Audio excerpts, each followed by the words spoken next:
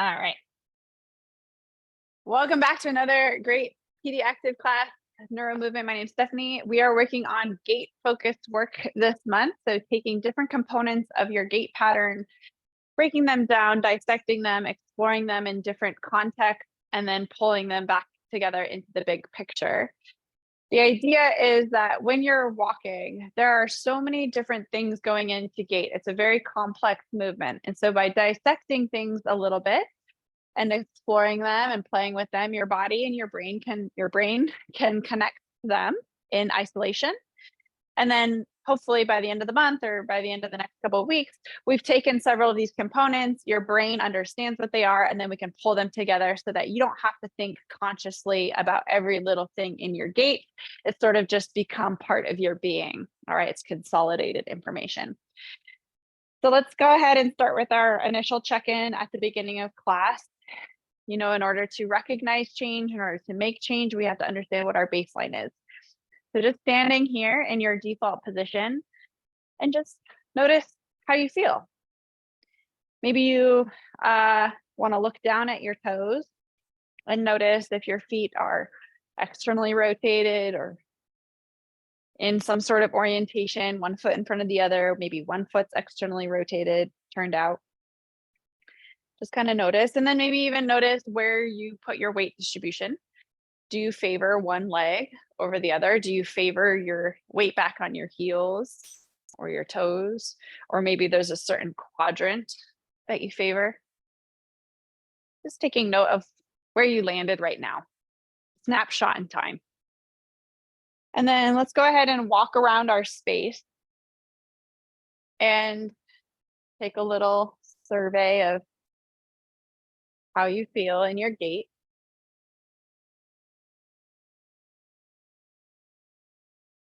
Again, noticing some different components that I'll shout out to you.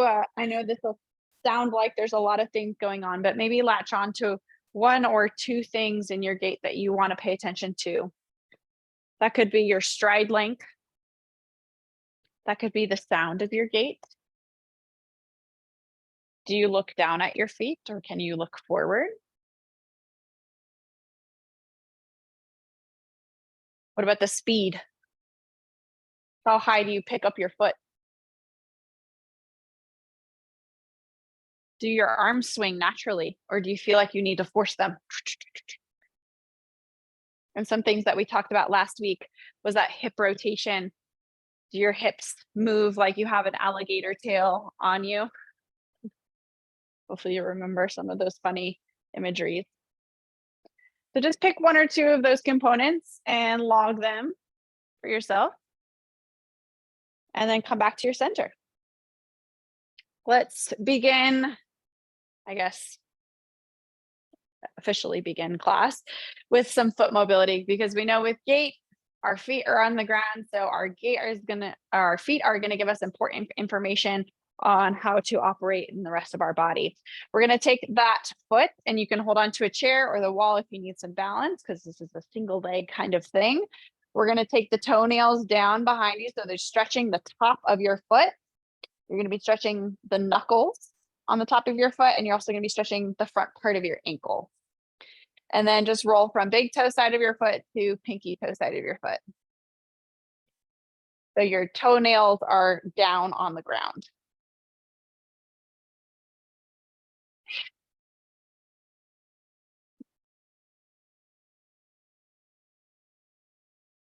And very good. Let's go ahead and put the toe pads down. So now the toenails are facing up. And again, still using your wall or your chair for balance if you need it. We're gonna have a nice stride length here. And the toes are facing forward.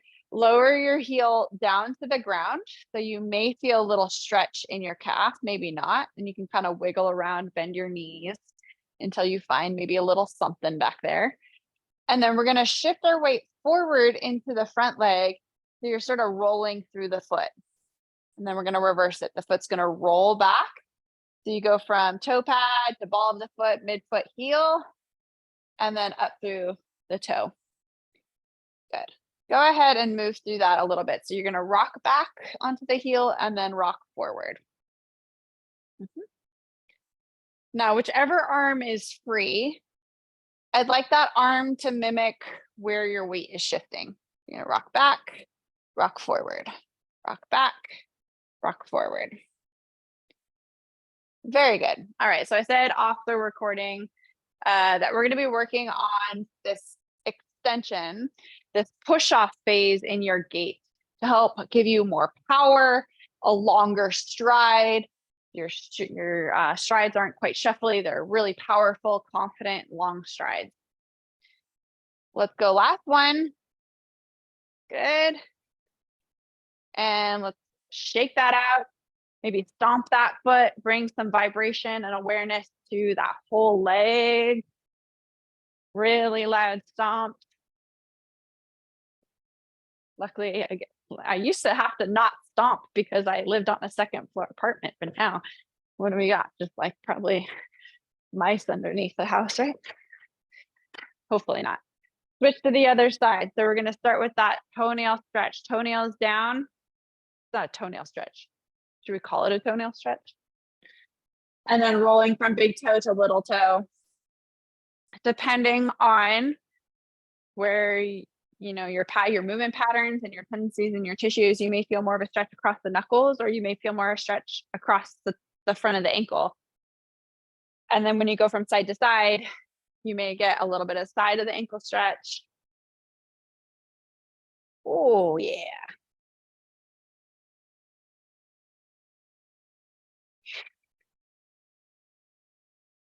And then flip those toes over and we're going to be in your stride. Yep.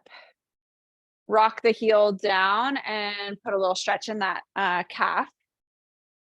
And then rolling through your foot and shifting forward into your front leg. Shift back and shift forward. I always say to just remind you, keep your toes forward. So if your body likes to curve around toe extension, you're probably going to have your foot turned out like this. So just make sure that your toes are forward. You're really rolling over that big toe. I've said this before. I'll say it again. 25% of your power in your gait comes from that big toe. So we really need to make sure that we're using it. We'll go 2 more here. Oh, sorry. Let's add the arm swing. Whatever arm is not holding onto a wall or a chair, the arm swing is going to mimic your weight shifting. That's what I'm trying to say. Let's go 2 more there. And last one. Love it. All right. Reset. Shake out those feet. Using your chair or your wall for sure this time. Even if you don't need it for balance, you're still going to use it. Feet are going to be about halfway, hip width apart. And we're going to just do some calf raises. So working on strengthening the intrinsics of your feet, your ankles, your calves, and therefore your whole posterior chain. It's called your posterior chain. All the muscles in the back of your body called your posterior chain. So we're going to float the heels up, come up onto the balls of your feet, and we're going to lower the heels down. Yep. Lifting the heels up and then lower the heels down. Nice. Now, as you work through this, if you're holding on to something, that it's more for balance that you're holding on to something as opposed to like weight in and like using that to lift up. So trying to keep your body almost away from the wall or the chair. I know it's going to start to burn a little bit if it's not already. We'll go for 3 more, please. 2 more. And last one. Nicely done. All right, stride back again. So let's have your right leg behind you. Right leg behind you. We're going to lower your right knee down to the floor using your chair or not. Take a moment here. Your left arm's going to swing up and you'll look behind you. Sweep forward, attach to the chair or not, and then stand up. Do not step together. Lower down into your split kneel. Left arm stretches forward, up and around. Big rotation through your trunk, through your eyes, through your neck. Hand comes forward and then rise up. I know. All right. Some of you may not need that chair. Take your hands off the chair if you don't need it. However, you're never going to step your feet together. Awesome. Take a moment on the floor in your split kneeling position. Let's go 2 more on this side. Look behind you, literally look behind you, find something behind you, and then eyes forward to gaze for balance. Last one, forward gaze, behind you gaze, forward gaze, and stand. Step together. Switch sides. Left leg goes back. I didn't say this on the other side, but I'll say it now. When you come down into your knee down position, take a moment here to just assess the spacing of your legs. If your front knee, if your knee and your foot are really close together, like this is really hard to balance. All right. We want to have enough space in between our foot, knee, foot. It's kind of equidistant here. And you can also see here in my shape that I have 90-degree angles going on like everywhere. Okay. So take that first one to be like, okay, what's my spacing? And then we'll work with that. Oh, let's add the rotation, excuse me. So right arm's going to reach behind you, gaze behind you, forward, stand up, don't step together. It may feel like a really long stride. Yeah. And then drop down, rotate on the right side, looking behind you, looking forward, and up. Go ahead and work at it at your own pace. Drop down, rotate, rotate. Beautiful. So we're priming our sensory systems with the visual system, with the changes in your eye gaze. We're working our hips and our legs strengthening. We're working on trunk rotation, shoulder mobility. So if you can get that arm, the bicep to graze your ear. Let's go one more time. There's a lot of things. And then step together. Once you finish your last one, stand on up, step together. Okay, we're doing a little circuit. So we're going to do calf raises and then something in a lunge. And we're just going to like go back and forth between those two exercises. It's called a superset. Option number 1, exactly what we did last time. Lift and lower, easy. Okay. Option number 2, I'm just going to show you from the back. We're going to lift on both feet. And then you're going to take one foot and tuck it behind and lower down on the single leg. Both feet are going to help lift, tuck it behind, and lower down. Same side. And we're going to do 10 on one side, 10 on the other, or 20 total if you're doing the double leg version. Yeah. Double leg, shift, and lower. We got it? Double leg, shift, and lower. I wore my bright colored socks today. Hopefully they're contrasting on my carpet a little bit more than my skin does. It's winter, pretty pale. I'm going to go 2 more on this side. I honestly am the worst counter, I think, in the world. So I'm going to say that was about 10 on the one side. And then we'll switch to the other side, 10 on the other side. And if you're doing the double leg version, you're just going to do 20 total. So we should all sort of be on the same pace. Nice. Working those calves. Yes. Lots of power there. Nice. You're using both feet to help lift you, and then single leg on the way down. I know this might feel tedious. Maybe it feels tedious. But working your calves and ankles is super important, again, for that push off, that power. And then also so that you don't get like Good. And when you finish your 10, I was going to say, so you don't get pooling of fluid in your calves. All right. So making sure that you're always pumping the muscle there so that you don't get swelling and edema in your calves. All right. So once you finish your 10 on each side, yeah, we good? Okay, cool. We're going to do your lunge again. You can do the exact same thing that you did last time. We just did striding back, drop down, find your spacing, rotation behind you and forward. Option for this round, for those of you that need the up level challenge, you're going to stand up through this leg here and come into a knee drive with or without the chair. Good. And for some of you, maybe it looks like this. This is another option.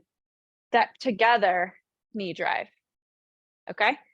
So we're going to go and add the rotation in between those. Don't forget the rotation. We're going to go for 45 seconds. I'm not giving you a repetition count. You're just going to go for 45 seconds. Well, probably 30 seconds at this point on one side, and then we'll switch all together. Okay. Looking behind you, looking forward. Nice job. And noticing too, like, how much do you need that chair? Just ask yourself the question. If you need it, that's fine. But if you don't need it, don't use it. Let's do one more repetition. Woo! Maybe the heart rate caught up a little bit. Yeah. That's that power. Switch sides. 45 seconds. I'll let us come down for the spacing. Just get your spacing right. Remember to do the rotation every time. And then drive through. Yeah.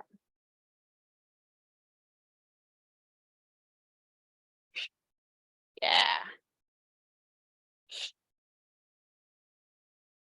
This is like brain work, right? When you have to string a bunch of things together. Like, did I forget something? Don't forget that rotation. You have about 20 seconds to go.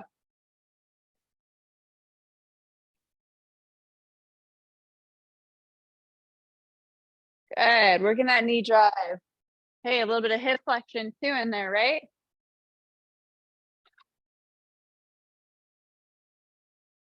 And let's go 2 more repetitions.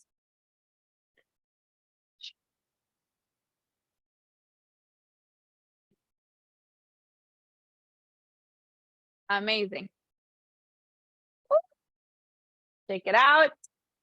Maybe you're a little breathless, a little winded, a little heart rate. Awesome. All right, last set. We're going to go through it all 3 times, right, Carrie? Sets of 3. Yeah. Because the first time through, you're kind of like, okay, what am I doing? Second time through, you're like, kind of getting it. Third time through, I know what I'm doing. I'm going to crush this round. All right. So options for your calf raise, double leg version. Obviously not that fast, nice and slow. Second option, double leg up, single leg down. And you could probably guess on the last round, if you would like to try it, single leg up and down the whole time. So you can do 10 on one side, 10 on the other, or 20 total with whatever version. Okay, so here we go. 10 on each side, nice and slow.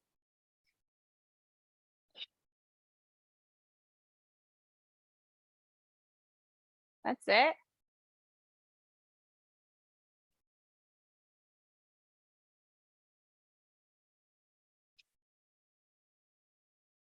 You got it. And there's lots of options, and you can mix and match too.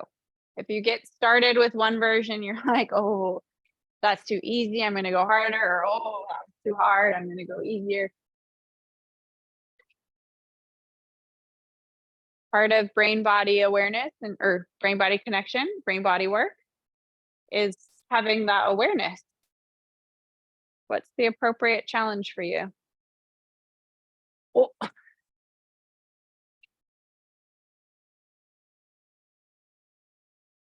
Nice. Oh my gosh, this single leg is rough. Ugh.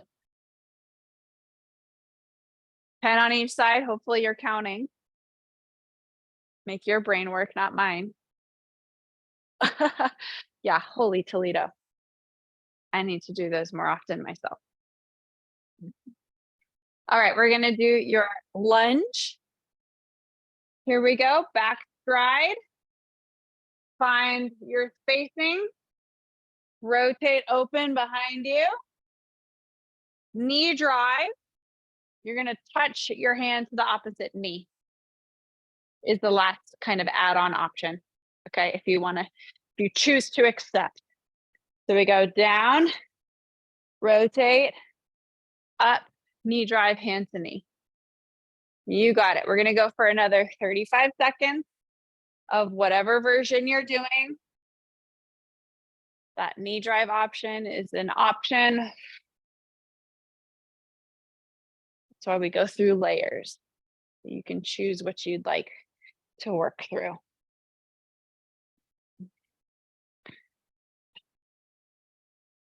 Maybe you don't use the chair.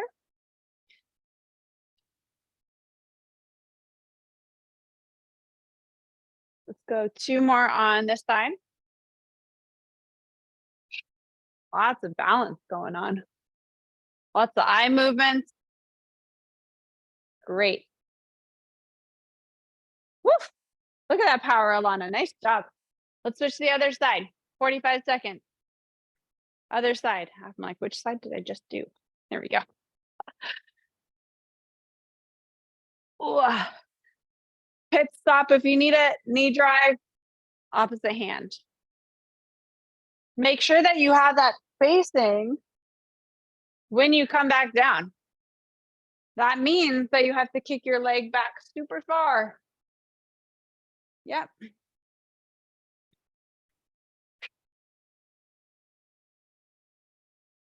Ooh. 2 more on this side, please. And we're done with this little circuit.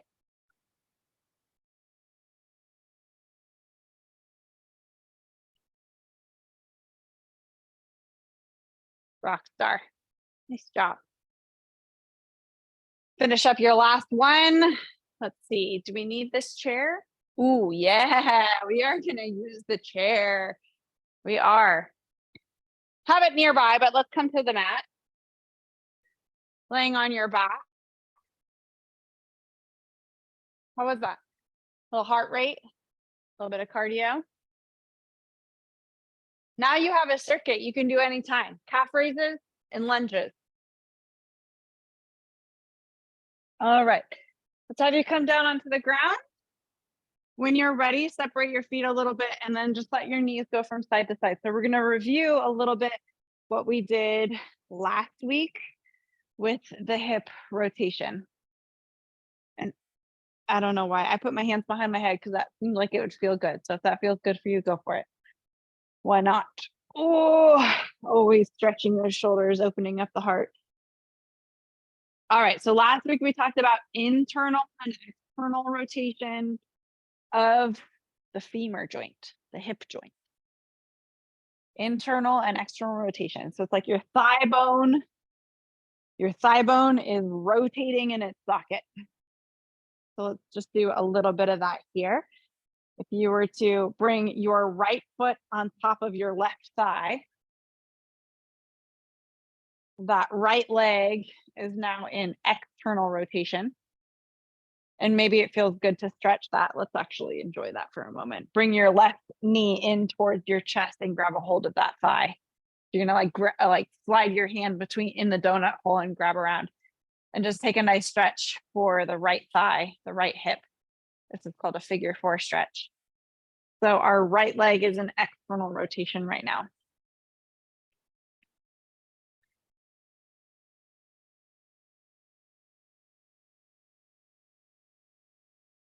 And then just place your left foot on the floor, but still hold that figure 4 orientation. And you're gonna let the whole system fall off to the right. So your right foot is still on your right thigh, left thigh, And now if you were to try to, I mean, this is going to be almost impossible, but if you were to try to flatten out your hips so that your left butt cheek was more on the ground, your left leg is now in internal rotation. So we have left leg in internal rotation, right leg in external rotation. All right, just feeling what it feels like to be an internal and external. Go ahead and reset. Let's do that same figure 4 stretch on the other side. So we're crossing left foot onto right thigh, like twister. Go ahead and grab your thigh if you want a little bit more stretch there for your rotators of your hip. And just take notice, you have your left leg in external rotation.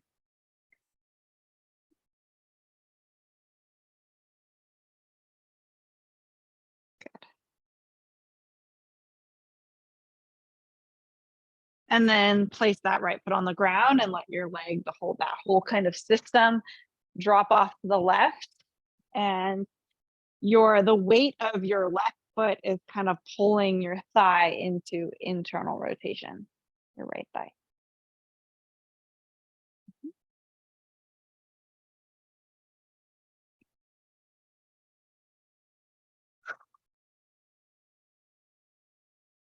Yeah. All righty. And then let's bring yourself back into your hook lying position here. Hook lying, which just means knees bent, feet flat on the ground. Your hands can either be behind your head as we have them or down by your side. Find something that feels right for you. All right, we're gonna go ahead and up towards the ceiling in your first bridge of the day. So lifting your hips up towards the ceiling, very simple, very standard to start. We're gonna keep it traditional to start. So tapping the hips down and then pressing the hips up towards the ceiling. Now, this motion where essentially your thighs are going backwards relative to your pelvis, or your pelvis is going forward relative to your thighs. I know that can be abstract to think about, but as you're doing your hip bridge, just start to imagine the relationship between your pelvis and your thigh bone. How is the shape changing with your thigh bone going backwards and your hips coming forwards? Let's go 2 more. And last one. Love it. And return. So the anatomical language for that motion, that relationship of pelvis going forward, like going backward, is called hip extension. Hip extension. So we're going to play with that as we talked about. Go ahead and roll off to the side. And I want you to come into a hands and knees position now. And we are going to create the same shape that we just created on our back in our bridge. We're going to create that shape in all sorts of different orientations so that your brain has lots of different contexts. And depending on maybe how you see the world, I hope you latch onto at least one of them. So if we were to bring our hips back over our heels, this is hip flexion. Our thigh bones are forward of our pelvis. But if we were to bring ourselves forward here, where we brought our hips kind of down to the ground and our thigh bones almost backwards, this would be hip extension, right? So either laying on the ground or in this sort of like, I guess, chaturanga, if you do yoga, I think it's called chaturanga. And let's just move between those two. So we go hip flexion with the hips back, and then hip extension when the hips come forward. Yeah. And so either like you can lay yourself out on the ground, this would still be sort of some degree of hip extension, and then hips to back. So depending on how much push-ups, how many push-ups do you want to do, you may bend your elbows. Someone with the first name starting with A might want to do that. The push-ups. I'm always picking on him. My dad's not here today, so I had to pick on someone. All right. We got 2 more. Feeling hip flexion and then hip extension. Nice. Go ahead and bring it back and let's come into a high kneeling position.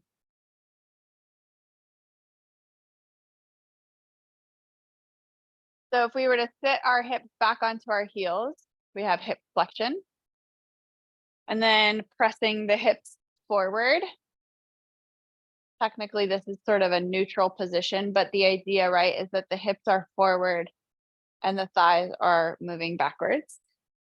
I'm going to use my hands for a visual where the thigh comes forward and the hips go back. Hips go forward, thigh goes back. So if you want to put your hands on your pelvis and feel that for yourself, the imagery that you're creating with your own hands is also illustrating what's happening in the hip joint. Okay, so backwards, forwards, backwards. The swinging arm represents your thigh bone. Okay. That's going to come back to you. The swinging arm represents your thigh bone. Okay, last one. Great. All right. Come into the high kneeling position.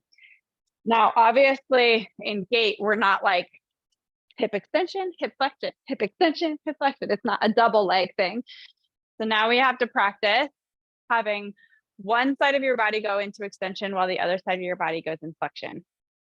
So if we were to go into a split kneel position here, right, we have one leg in front, one leg back. Now we can start to feel a little bit more hip extension. And then kind of recuperating out of that. So we're gonna rock forward and back here. And some of you may be able to actually tip your hip all the way to your back heel. That's a lot of work back there. So depending on how far back you go, the harder it gets, right? I'm gonna show you, I want you to like strive for that to come all the way back. And then being able to drive through this back knee to propel yourself forward. How far back can you go?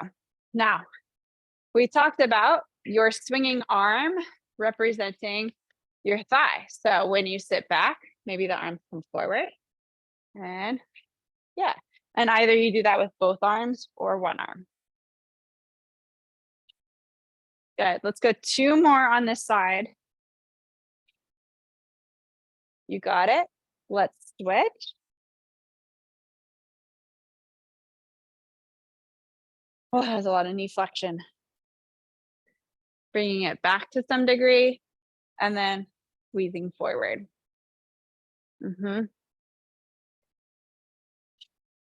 Good. And feel the stretch when your femur goes behind you. There's a stretch in that hip flexor. The hip flexor and the glutes, the front and the back of your hips, they're antagonizing muscles, meaning they oppose each other. I think that's kind of old school language, but you get the gist of that. Everyone works together in the end. Good. And adding the arm swing if you haven't already. When the femur goes back, the arms go back. When the femur comes forward, the arms come forward. 2 more. And push. Rock arm. Let's play with that same shape in quadruped. Hands and knees. I don't get very creative. I'm just like, let's do this shape in all the ways that we can think of in orientation to gravity, right? All right, so if we kept one leg in flexion, both of our knees are in flexion right now, and we were to bring one leg into extension, it would be something like this. Okay, so real quick, one leg up towards the ceiling. Look at the 90-degree angles in my body right now. Is this not the same thing as this? We just went, right? Same thing. okay, for your brain. So we're just gonna go, leg is gonna come down, same leg, heel to bum, push the leg up towards the ceiling. Yeah, up, push. Nice. And again, the femur is in flexion and then the femur is behind us. Beautiful. So if you're someone that is artistic, visual, think about movement in terms of shape. If you're a feely person, you may think about muscles squeezing. If it's hard to feel your body, you're struggling with proprioception, take it out of your body. You're just creating a shape. Last one on this side, holy Toledo, my other leg is working really hard too to stabilize. Let's do the other leg. Heel to bum and kick. Heel to bum and kick. Good. Now, as you're working through this, try to make sure that it's your thigh going backwards, not your low back going into a sway back. Right? It's the thigh lifting and moving up towards the ceiling. Great job. Keep your heel to your bum the whole time. That's going to be a little extra challenge for you. Like you're squeezing a ball between your heel and your sits bones. Maybe 2 more. Lori, looking good. You got it. And release. Excellent. Slide yourself down onto the mat on your back. I won't over dictate how we do that. And we're sort of back here at the beginning with our bridges. But we're going to do one leg in flexion, one leg in hip extension. What would that look like? Watch the demo if you'd like, and then jump in when you're ready. We're going to start with the hips up. So we have both legs in hip extension. You can have your hands on your pelvis if you want some feedback on what your pelvis is doing. And we're just going to bring one leg into flexion, holding your bridge up. We're going to keep the hip high and alternate a little knee drive. So holding your hip extension now and moving one leg into flexion. Ask yourself, where did your brain go? Like, where do you have to focus in order to do this? Are you focused on the leg that's coming up, or are you focused on the leg that's driving down? I would say that's like stance leg or the leg that's an extension.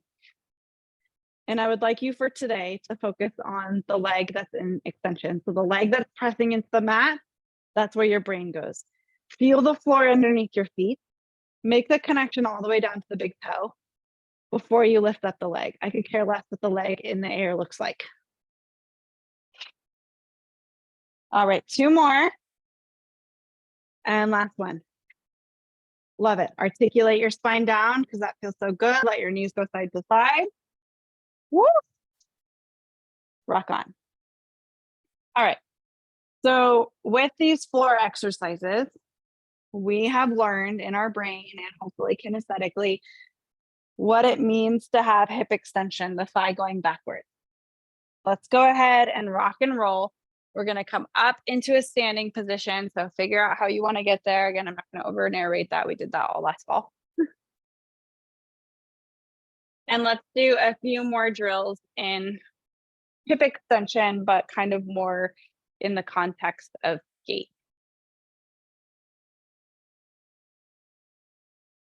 All right. Okay, so we're gonna go here. I would like you to stand in front of a wall. If you know yourself to have a shuffle gait, like a pretty intense shuffle gait, or you know yourself to trip, I'd like you to stand in front of a wall. Please be mindful when you do this drill. We're gonna come up into your calf raise and lean forward so far that we have to catch ourselves by stepping forward. And then take a pause when you hit that spot. Notice what you just did. You pushed off your back foot. Okay, and then reset yourself. However you want to reset yourself. Just make sure that if you are a backwards shuffler that you be mindful. So we're going to come up onto the tiptoes. You'll lean forward until you start to fall forward, and just you're going to have this reactionary step forward, and then take a moment there to feel, what does this shape look like? Notice that your foot is relatively underneath your body, and it's the back leg that's behind you. Okay, let's keep going on that a few more times. Up. It's like you went up on your tiptoes and then someone shoved you from behind and you're like, whoa. Yeah. And then come together. Now, I understand that this drill, maybe if you've ever done like balance reaction work in PT, it's a lot easier or a lot more challenging when you don't expect the shove. Okay. And obviously, when we're at home by ourselves, we have to sort of like recreate that in ourselves. Just try to find that tipping point and don't react too early. Okay.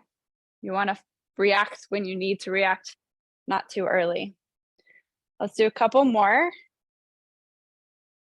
And I didn't say alternate legs because it should be reactionary. It's just like whatever leg feels like it's going to catch you.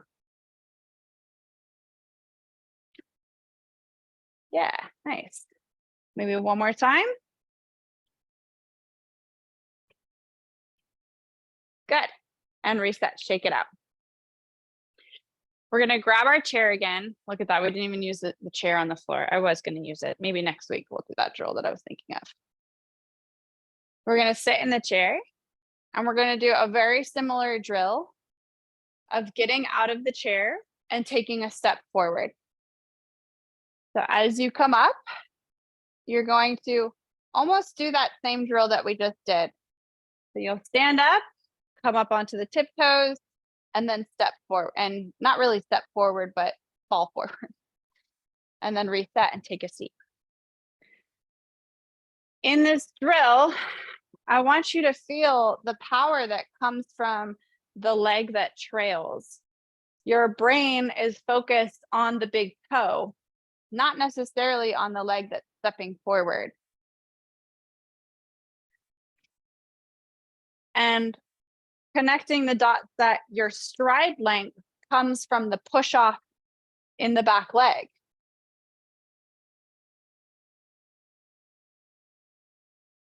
Up and stride. Yeah, nice. Okay, one or two more. Yep. Up and stride. Good, nice job. Okay, let's move that chair out of the way and check in with our gait.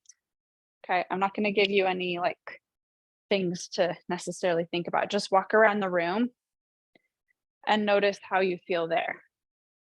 Where does your brain go to? Pet your dog on the way.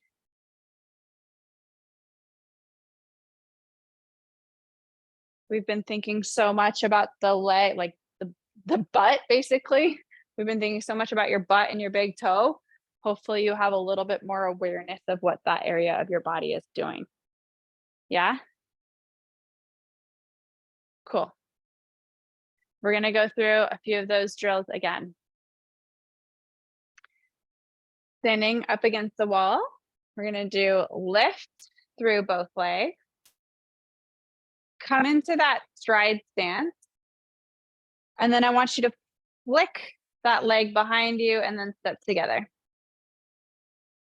We're going to like slow motion gallop across the room. Maybe give yourself a runway or spin yourself around after every repetition. So we're going to come up onto the toes, do the other side, land, flick those toes up, and then bring the foot together.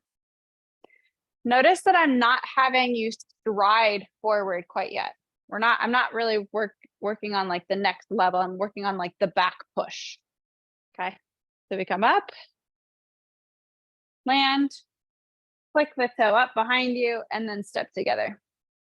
Go ahead and work on that a few more times. Reset in your space if you need to. We go up, fall forward, flick and step. Up, fall forward, flick and step. Yeah, up, fall forward, flick and step. Yeah, do it along your countertop or do it along the wall. Up, fall forward, flick and step.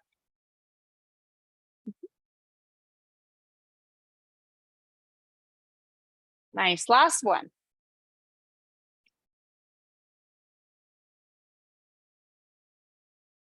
Cool, all right, grab your chair again. We're gonna take a seat. This is like the running start. Okay, and here's the deal. Whenever my dad gets out of the chair, he does have to take a moment to like organize his system. And I understand that that is a strategy that we can use with Parkinson's. But let's see if we can make this a little bit more reactionary when we get out of the chair and getting ready to like move forward in our day. So we're gonna come up into the stand. Hopefully your weight was already in your toes when you did that. We're gonna come up into that movement there, come into your stride. This time we're gonna do that flick. And then I want you to step a little bit forward this time. But as you step forward, you're already gonna be rocking on the toe. So your leg that steps forward is never actually in front of you. Okay, so come on back to the chair. You know what? I feel like that's a lot of things at once. Let me backtrack. Can I backtrack? Can I change my mind? Is that okay? We're gonna try this. We're gonna go up onto the toes. Have your fall forward. As you take the next step forward, know that you already want your hips to come first. Okay. And then check in with yourself. Hey, is my foot in front of you? Like if you look down, is your foot like way out in front of you? Take the next step. Your hips are forward. Take the next step. Take the next step. Take the next step. Take the next step. Go ahead and walk around the room just a little bit like that.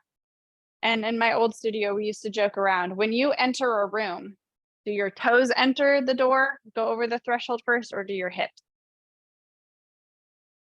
So thinking about like if someone was pulling you on your belt buckle and you're like, I'm in hip extension. And I know this might feel really weird right now. We're gonna like exaggerate the hip extension 200%, like from what you actually need. So that way when you're walking, it maybe will equalize out. Okay. All right, and then come back to the chair. We're just gonna flush your brain. Let's just do some sit to stands from the chair. Something simple, mindless, don't think about it. Stand up, sit down. Stand up, sit down.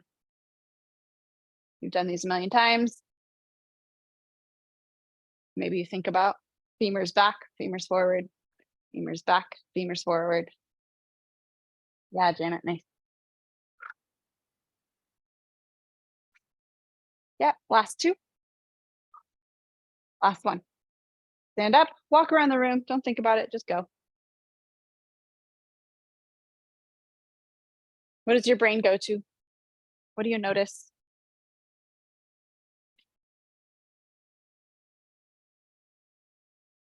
How big is your stride? What does it sound like? Is it fast or slow?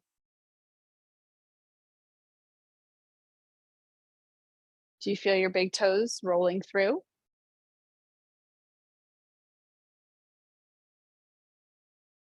And if I didn't hit one of those notes that you noted at the beginning of class, check in with that detail as well.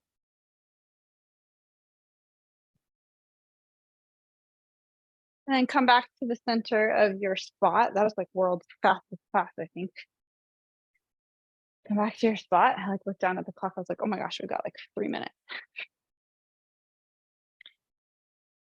And just let yourself stand for a moment. Look down at your feet. How are they oriented? What's your weight shift bias? If you're more forward on the balls of your feet, awesome. That's what I feel. That means you've activated all the backs of your legs. You're like ready to go, right? You're ready to step forward. Prime. Give yourself a little bounce. Shake all of that static energy out. Let it flow through. Let your tongue stick out. I know I'm not the only one. It's gonna look silly up here. Do it with me. Good. Take a deep breath in, reach the arms up. And exhale nice and slow on the way down. Let's do that one more time, reaching the arms up. And exhale on the way down. Before you open your eyes again, think of one drill that we did today that was a little bit of a light bulb or even more so the game changer for you, whether that was in understanding mechanics of movement or in finally accessing something that usually doesn't activate for you as easily.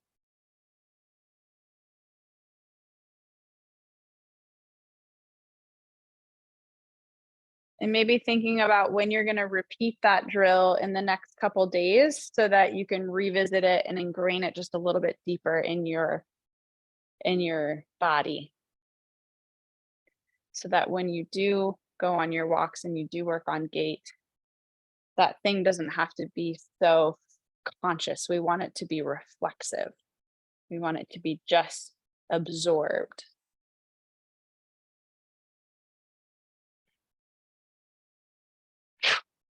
Last exhale. Open your eyes. Awesome job. I don't know about you, but that class went by so fast for me. I'm going to turn off the recording. If you have any questions, comments, feedback,